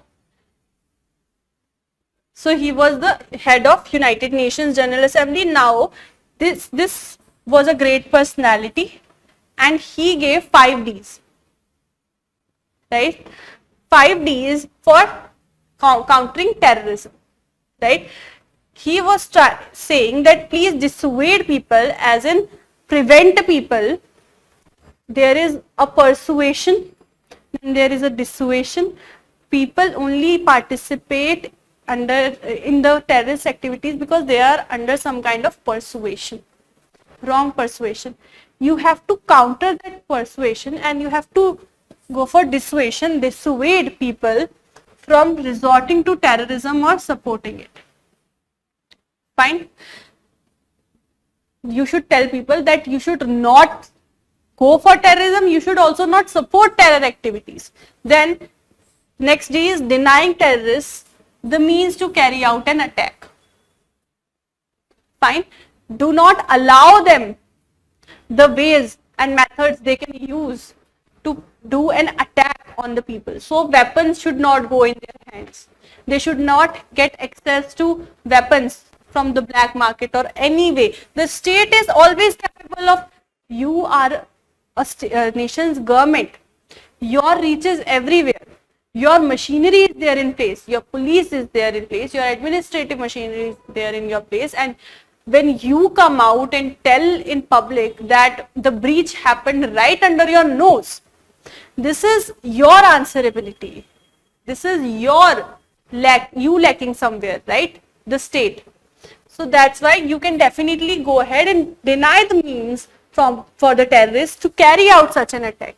And then next D is deterring the states from supporting terrorism. How do we do it? For example, FATF, right? For example, sanctions, you put. You make them fear that if they support terrorism, some repercussions they will have to have. So they will be deterring from supporting terrorism. Then defending human rights. If you start preserving the human rights, the people will not go so rebellious that they resort to terrorism, because sometimes they are resorting to terrorism to get their voices heard, right? Then developing states' capacity to defeat terrorism must be enhanced, because it is seen that it is from the developing world, or it is in the developing world, that most of the terrorist organizations are being born and are thriving. So it is the developing states who need the capacity most to actually counter or defeat terrorism within the state itself before they start acting out internationally. Fine. Next question is, identify the reason for a deadlock in the WTO negotiations on fisheries between the developing and developed countries. So fisheries पे negotiation अब ये news में है, 12th ministerial conference हुआ WTO का 2022 में, and वहां पे भी फिशरीज की बात हुई. इससे पहले 2001 से ये कॉन्टेस्टेशन चलता आ रहा है. पॉइंट क्या है वो समझ लेते हैं. डेवलप्ड वर्ल्ड कहता है कि फिशरीज पे जो सब्सिडीज गवर्नमेंट्स देती हैं उनको बंद करो, they lead to overfishing and this is not sustainable. And developing world कहता है कि हमारे कितने सारे सिटीजन्स का लाइवलीहुड उस पर डिपेंडेंट है, ठीक है, हमें सब्सिडीज देनी है because they need it, they are the vulnerable section of the society. How we being a welfare state, how can we get back from subsidies? हम कैसे पीछे हट जाएं सब्सिडीज देने से, ठीक है. We as welfare state have to ensure the well being of our people and give subsidies to those who need it. So there is an agreement which is being currently negotiated which was negotiated in the WTO for curtailing the harmful fishing subsidies. Because ये अच्छा curtail करना क्यों है? Is it the question of only the sustainability? No. World trade को disturb करता है, laissez को disturb करता है. You should write this word as an optional student कि laissez, neoliberal idea, globalization, WTO as an organization, institution under the neoliberal ideology, and then it is supposed to, if an organization was created, it was created with some agenda. It was supposed to minimize the restrictions in the world trade, right? So these subsidies, they act as state interference, minimize state interference in the world trade. So they are a form of state's interference in the market, forces of supply and demand. So that's why they want to get rid of subsidies. So it would be, the agreement is going to be to curb the harmful subsidies on illegal, unreported and unregulated fishing for next 4 years to better protect the global fish stock. Basically, they are, if we talk about fish stock and not the profit, then we are trying to portray that it is for sustainability, right? It is for marine aquatic system. Since 2001, member states have been negotiating about banning of the subsidies to promote overfishing, right? And India and other developing countries, they were saying what? They were in fact earlier able to win some concession for themselves and not just negotiate. They were able to win some concessions, and they were, since 2001 it is in contestation, and till 2022 they were able to put subsidies or roll out subsidies. This was a concession given to developing world by the WTO members. Now they have successfully lobbied. Lobbying is like collecting support, right? So their support for the idea to remove a section of proposal within this agreement that will threaten some subsidies which would assist small scale artisanal fishing. So they have successfully lobbied, and even earlier they were winning concessions. Since 2001 they were applying subsidies. There was not much WTO could do, but now that this agreement is there, today India and other developing world countries have successfully got themselves a removal of a section from this agreement that asks them to stop rolling out subsidies for small scale artisanal fishing farmers, and artisanal and traditional farmers would not face any restrictions under this agreement, right? Now, subsidies versus sustainability is the real debate as a political science student here. So you have to put across in the conclusion that this debate is all about sustainability versus subsidy, right? And on the other hand, you should, the things that I just spoke to you about, which are not written over here, which is about laissez-faire and WTO, all of this you also have to inculcate in your answer. Fine. Next is, what is the realist prescription to the states to ensure their survival in an anarchical world? So realism says that international politics basically is in the state of anarchy. Because, why they say so? Because there is no international government. Because there is absence of international government, realists will say that it is the state of anarchy that exists in the international politics, right? So realism is considered as hegemonic, which means dominant theory today when we talk about international politics, because it is what realism is saying that is looking more as true. We can relate more to realism as far as today's world order is concerned. So that's why we are saying that, okay, when we say realist prescription to the survival, we have to start with, making sure that the examiner knows that realism, this question is being asked and the person knows the relevance of realism. So we will establish the relevance of realism by saying that it is the dominant theory in the international relations today. So what all it talks about?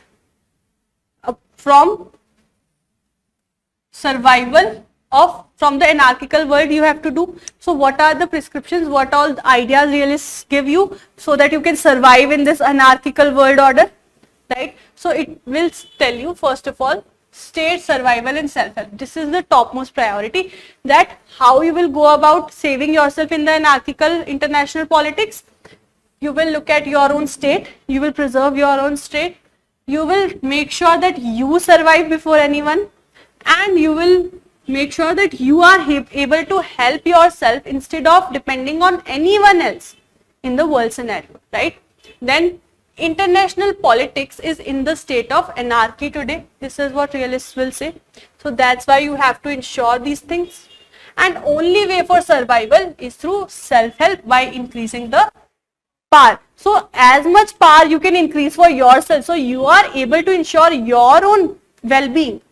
This is important for realists. So keep striving for power. Have nuclear weapons if you can. Or those who have nuclear weapons should never give it away. This is what realists will say, because the magnitude of power, right? Then Kenneth Waltz, we already have quoted him once for realism, previous question mein. Then Kenneth Waltz has explained the structure of international politics as anarchical. He is one scholar who you can quote when you talk about international politics being under the state of anarchy. Anarchy is actually absence of world government. This is what I already told you. Then again, you can eventually, towards the end of your answer, please quote Thomas Hobbes. He is also a realist only, right? But he is mild in his idea, soft in his idea. He deals with this dilemma between internal order and international order, or international anarchy. What is international order today? According to realists, it's anarchy. So Thomas Hobbes is definitely coming from a realist perspective when he says international anarchy, because it is realists who are saying it is international anarchy in the world today for the absence of an international government or world government. So Thomas Hobbes is saying that it is not that international anarchy will harm your internal order, but it is your internal order that is the source of international anarchy. So again, if you could make sure that your internal order is fine through state survival and self-help, you can deal with international anarchy easily. So this is the way which realists are prescribing to survive in an anarchical world. Fine. Now next up is Russian-Ukraine crisis, which has cast a dark shadow on the energy needs of the member states of European Union. So Russia is the major supplier of energy, gas to the Europe. This is given. Now Europe is supporting, or West is supporting Ukraine. Why will Russia give you energy? Russia, for citing various reasons, first is stalled the supply anyways, then it's because it could not do it directly, so it said we are keeping the pipelines for maintenance, so again supply stalled. For by some or other way, the Europe has been facing energy crisis, right? You can quote IAEA data here.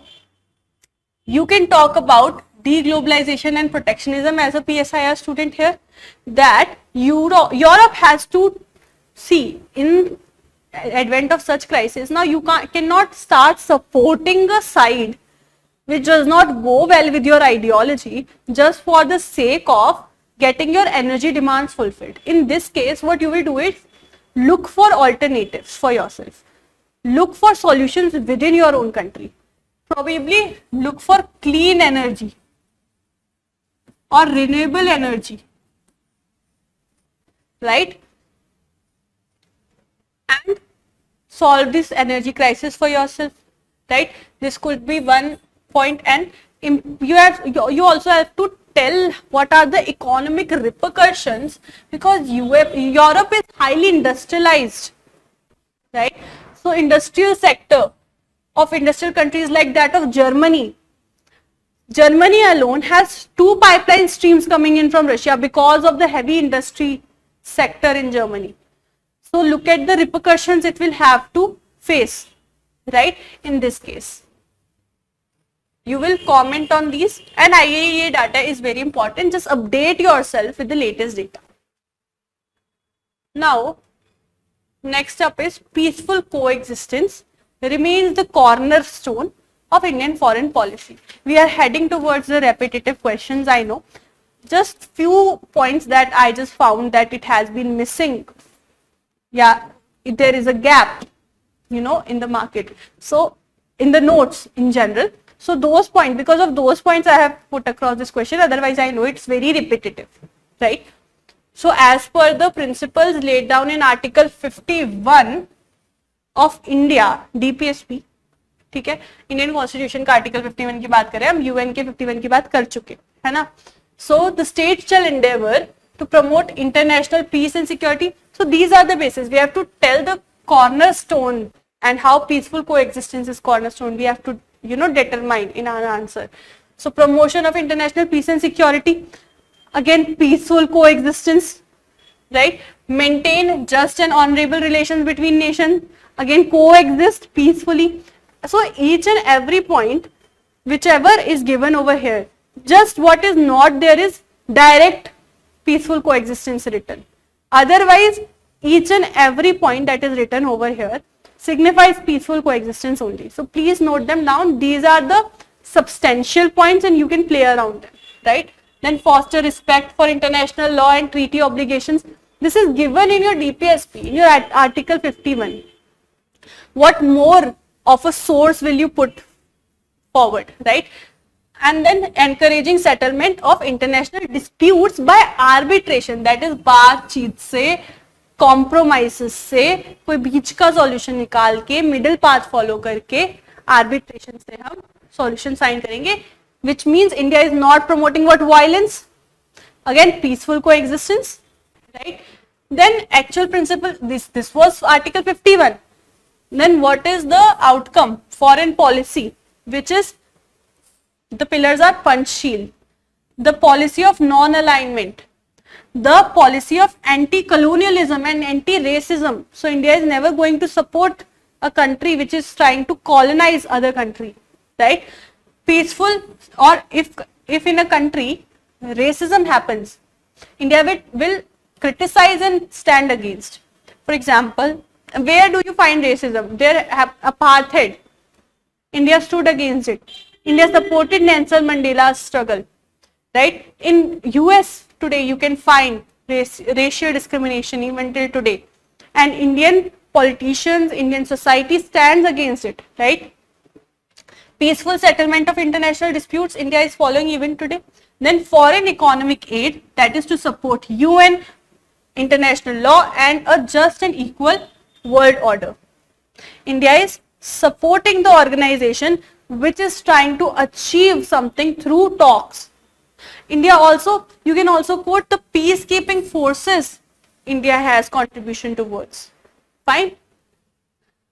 And why India is supporting? Because they are peacekeeping forces, right? Next is discuss the ways and means to release greater economy, to realize, it should be realized, it's released over here. To realize greater economic cooperation among the member states of South Asia. First of all, you should know what is South Asia. What all countries do we count when we talk about South Asia? There is India, there is Nepal, there is Bhutan, there is Bangladesh, Sri Lanka, Afghanistan and Pakistan. These are, and also Maldives. These are the countries which are part of South Asia.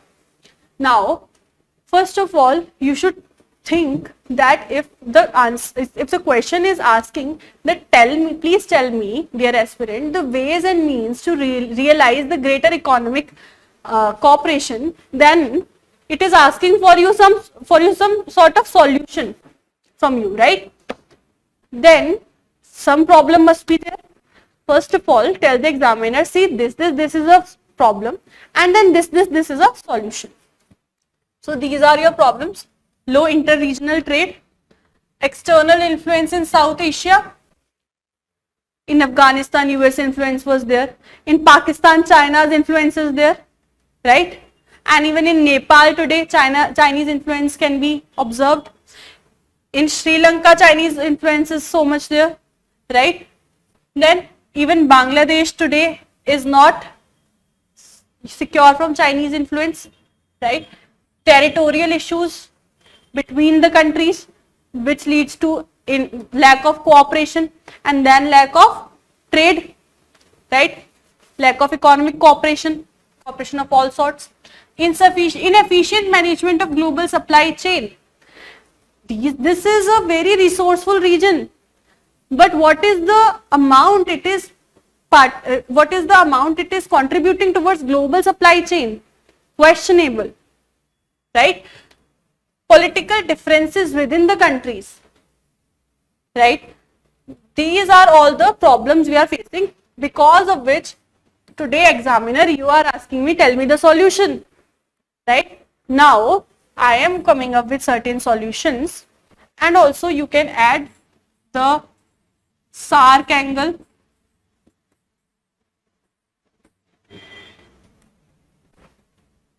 right?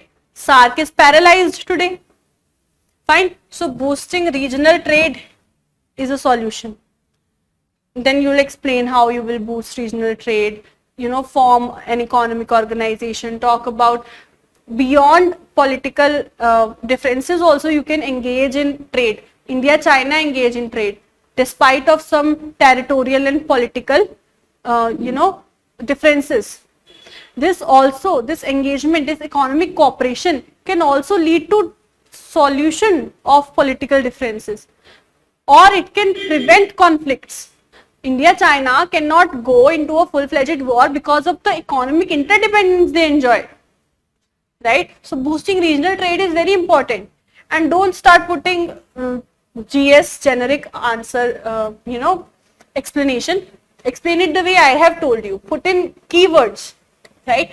Ecological blueprint you must create of the whole area, and then see for yourself what all resources are there, how they should, and it will only be happening in an efficient manner if countries come together, right?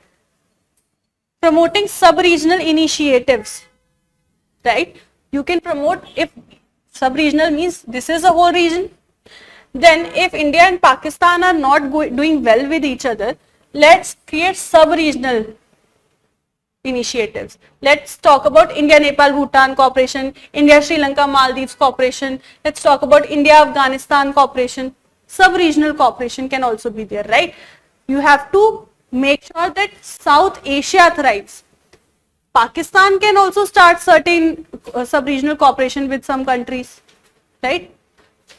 Then strengthening existing associations like SARC, BIMSTEC, right? BBIN, right? Bangladesh, Bhutan, India, Nepal. This should be strengthened. South Asia. Then people to people connect is very important. This should be strengthened. This soft diplomacy can lead to greater changes at political authority level, right? Because if narrative in the people's mind change, it can lead, because ultimately politicians have to pick up the demands of the people, right? If people have good or fair idea about the country, that then the government of the day is also going to be soft towards that country and will be able to cooperate with that country, right?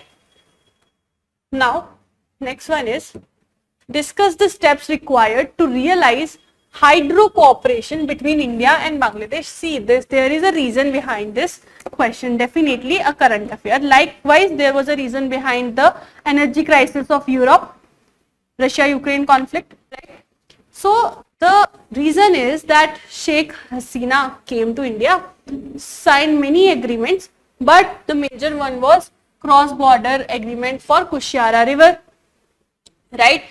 Withdrawal of water from the cross-border Kushiara River. Even before that, things like Maitri Setu, Ganges Water Sharing Treaty in 1996 has happened between India and Bangladesh and are being successfully implemented from Indian side, right? Because India is the upward stream country and ultimately rivers reached Bangladesh. So it is the India as a country which has to make sure that the implementation happens properly.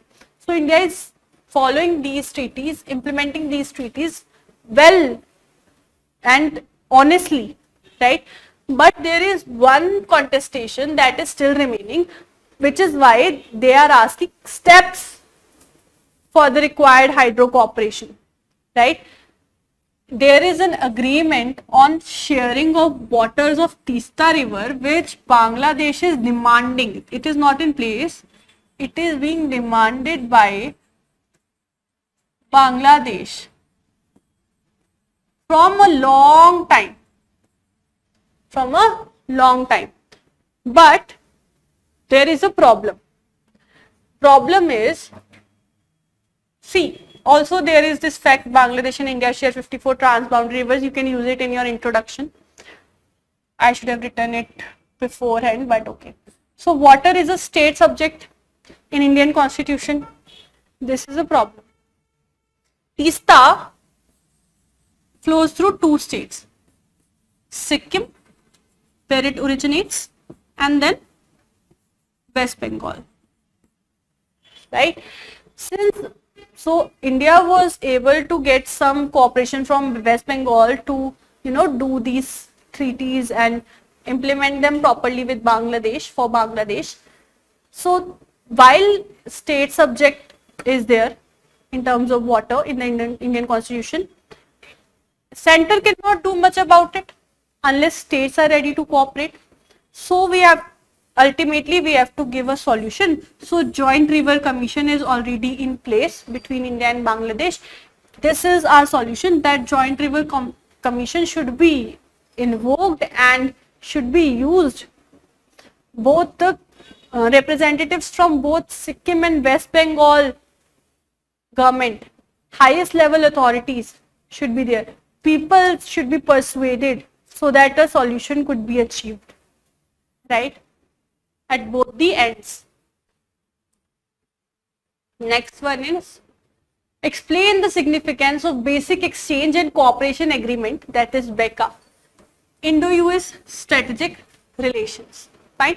BECA is a strategic military related agreement that it was the last agreement amongst the 4 agreements that happened between India and US. So even this is a part of current affairs only, just they are asking with 1 year of delay, right?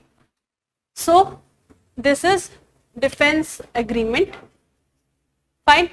Even before that, some defense agreements have happened between India and US, and it was with the signing of BECA that US declared India as its strategic partner.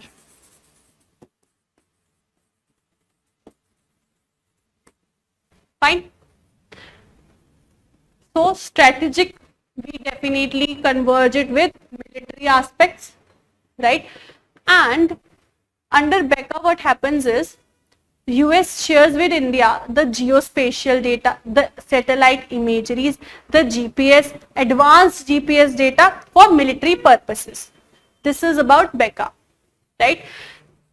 It leads to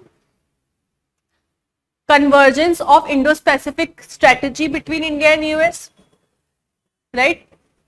Significance we have to tell, right? So further it leads to deep military implications also, military cooperation also. Then it also signifies multipolar world order. Multipolar world order. Then also there is some problem which is going to come. You can't just write one-ended answer. I know it's only significance that is asked, but significance is also two-pronged, right? Importance. Significance is what? Importance. So importance could be how it is benefiting you, or importance could also be how it concerns you, right? So you also have to put that India's aversion to alliance system was there. India was not ready to join an alliance, and now while India has signed certain agreements and US is calling India its strategic partner, it looks like India has joined an alliance. This hampers Indian relations with Russia, and India has a lot of dependence on Russia, while Russia is also dependable and US is not an ally all-weather ally. Russia is a all-weather ally of India. US is not so dependable, right? Then it also compromises with strategic autonomy of India, because now a lot of things US would know from India, can influence in India, decision making can be influenced. So strategic autonomy is compromised, right? Then divergence of foreign policy interests. The foreign policy interests which we could have determined for ourselves, being a strategic partner of a country like US, which is anyways known for determining the world order, definitely you are compromising and diverging from your own foreign policy and your own national interest, right? Then conclusion is important in this answer. So I have put across a conclusion. Wherever a conclusion is important, I have given a conclusion just to make you understand which way you should go with the conclusion in this particular answer, because questionable, है ना? So signing of BECA will allow India and US to act together and get into a better position to shape regional and global environment in favor of peace and stability. However, both countries must not glamorize this too much, because then impact on your relations with other countries will happen, right? This signing, as these agreements are not an end in themselves, they are just means. And these words, end and means, this is a optional based vocabulary, right? You should use it like that. To a larger end, that is security and prosperity of its citizens. Fine. So thereafter certain questions there are more questions which are repetitive, basic bilateral tie relations, highly from the static portion, that could be covered from by yourself at your end only. So this is it for the paper 2 analysis. I hope you have enjoyed this session. Fine. It was not as lengthy as the previous one, definitely, and more interesting for us because we can relate more. This is happening around us, right? Okay. Thank you so much for joining in. I shall see you again the next time.